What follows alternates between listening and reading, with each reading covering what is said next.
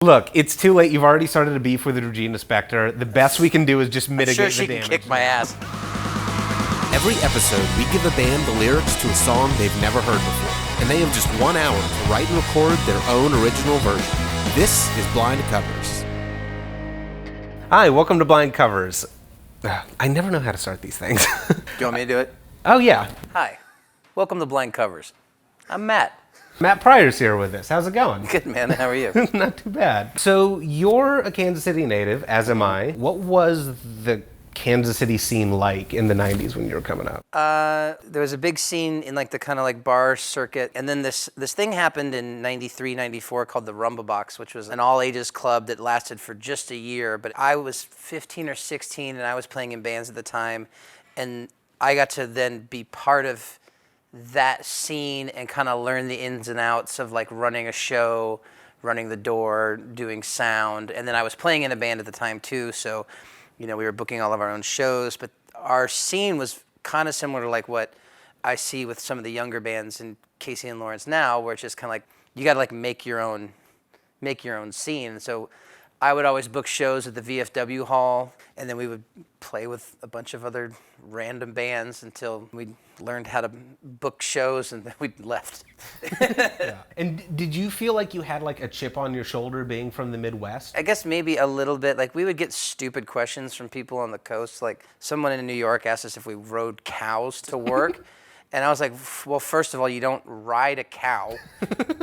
But it was more that like, it didn't feel super supportive here. To this day even, we're much more successful outside of Kansas City than we are in Kansas City. And your kids are now starting to like be in the music scene here. In what ways is it like different from when you... It feels very familiar to me. The big difference that I see is that it's more inclusive. So it's more like queer kids and more kids of color and stuff like that, which existed but was a really, really small amount when I was 16 or whatever. So I think that that's really great. But it's just like they play house shows, they play here, they play at the little white schoolhouse in Lawrence, and it's the same vibe. Did you come from a particularly musical family? Mm-mm. My dad was a champion accordion player. I mean, you say you're not from a musical family, but then you say your father was an award-winning, internationally renowned... I didn't say he was internationally renowned. I think I heard internationally renowned. Well, yeah. He's the Yo-Yo Ma of local accordion players. What is your best memory of making music? Well, I don't know that I have a best memory. My favorite thing of what I do is the time from when I write something and it's stuck in my head, but no one else has heard it. And I feel like I've got this little like secret that I'm carrying around with me. We were in Connecticut making our new record, and it was like, we were going like, we really like this. And then when it was done, it's just like, I was doing interviews for the tour we were going on, and they're like, so how's the new record? I'm like, you don't even know. Like, it's like, it's so good, and you don't even know how good it is, and I can't even explain it to you because it's just, you're not gonna hear it for 6 months. I like that feeling. I like that more than performing or anything like that. So you're no stranger to writing songs under a time pressure. Right. What is the fastest you've ever written a song? Sometimes you write something and it just kind of comes out. If you want to take a guess, like to the second, how long do you think this will take you? If this takes me longer than 20 minutes, I'll be surprised. Yeah? Yeah. All right. Well, let's find out. I just totally fucked myself. Let's do it. So I'm giving you 2 options. Whatever immediately jumps out to you, just follow your gut. So we have Elvis and Lucifer. Oh, this one's interesting because the stanzas don't all rhyme. Elvis never could carry a tune. Ouch. I guess just thematically, like the Lucifer one seems kind of gothy. They both have some like kind of religious overtones in them. Let's do the Elvis one, I think. All right. I think I like the lyrics better. Let's do it. So the only thing I really need to do is determine what's the chorus. Turpentine in patches. Oh, but then there's either like an extra verse at the end or some sort of coda.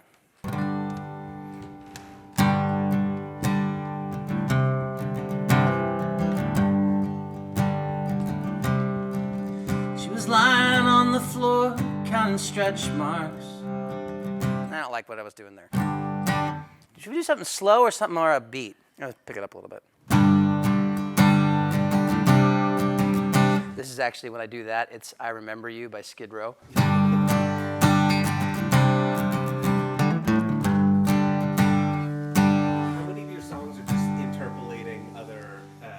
Hair metal, more than you want to know.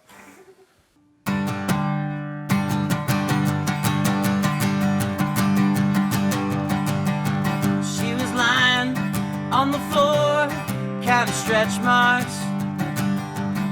She hadn't been a virgin, and he hadn't been a god. Fuck it, that's stupid. I'm just trying to think if I could do like two of them, like the same song, but two different ways. But it just seems like it's a bummer of a song, dude. See, but then you could do that kind of like that kind of like folky, just like two chord thing. Like,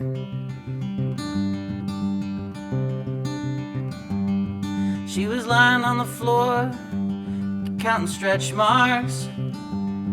She hadn't been a virgin, but he hadn't been a god. Hadn't been a god. So she names the baby Elvis to make up for the royalty he lacked. She names the baby Elvis to make up for the royalty he lacked. Nah, I don't know. Part of me feels like I'm cheating by trying to do like a little like country ballad like that, because you can kind of just force everything into it. Well, let's try it from a different perspective then. Lying on the floor, counting stretch. I could try something different. And from then on, it was turpentine and patches. From then on, it was a cold Campbell. See, I'm trying to force these lines to fit what I want them to be. So it's like, I almost wonder if I should do them as like separate lines each time. So let's figure out what the melody is there. So I guess I'm not gonna do this all in one shot. From then on, it was turpentine, patches. It's been a cold Campbell's from a can, and they were just two jerks playing with matches, because that's all they knew how to play. That's all they knew how to play.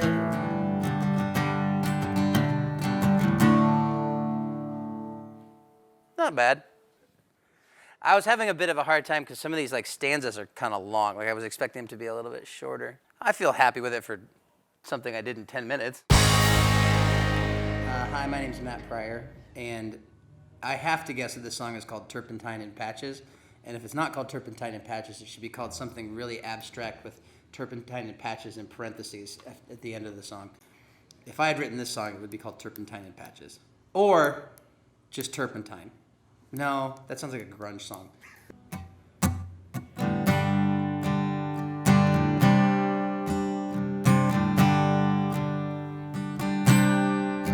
She was lying on the floor counting stretch marks. She hadn't been a virgin, he hadn't been a god.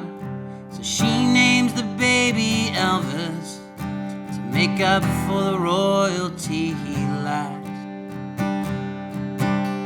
From then on it was turpentine and patches. From then on it was cold Campbell's from a can. They were just two jerks playing with matches, 'cause that's all they knew how to play.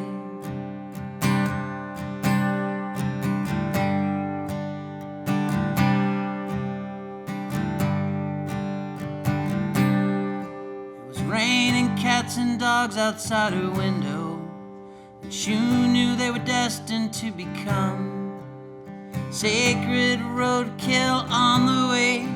She was listening to the sound of heaven shaking, thinking about puddles and mistakes.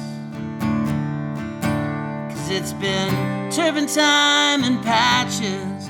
It's been cold, cold Campbell's from a can. And they were just two jerks playing with matches, 'cause that's all they knew how to play. Elvis never could carry a tune. She thought about this irony as she stared back at the moon. She was tracing her years with her fingers on her skin, saying, why don't I begin again? Why don't I begin again? with turpentine and patches, with cold Campbells from the can. And I'm still a jerk playing with matches, just that he's not here to play along. And I'm still an asshole playing with cards, blowing out wishes, blowing out dreams, just sitting here and trying to decipher what's written in Braille upon my skin.